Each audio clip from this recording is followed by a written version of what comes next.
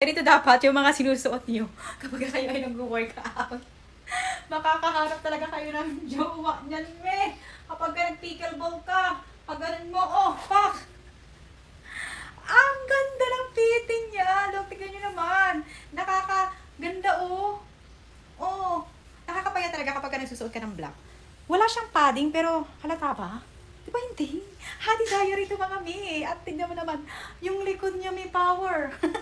Oh, para kang si Spider-Man!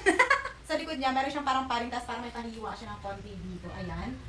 So, nakaka-emphasize ng, di ba?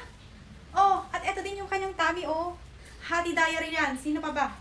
So, romper nga siya, na isahan. Hindi din maikli yung kanyang shorts. So, hanggang dito yan. So, hindi ka maiilang na suotin to, May. Nang ganito lang siya as is. Pero, pwede nyo rin siyang lagyan ng jeans o kaya naman palda. Pero mas bet ko na yung ganito. Kasi hindi siya mahalay tingnan. As in, look, yung likod mo lang, syempre, power yan. Parang disente ka sa unahan, pero pag tumalikod ka at pumalo kang ganon, pak! Tumalon ka, ay, power, ang likod. Hati diary. Yung size ko pala dito, extra large. Pero meron pa tong mas malaki na 2XL. Pero be, hindi halata, be, kahit wala kang ano, oh, wala kang padding. Walang padding yan. Pero be, hindi mo na kailangan maglagay kasi, oh, hindi siya halata.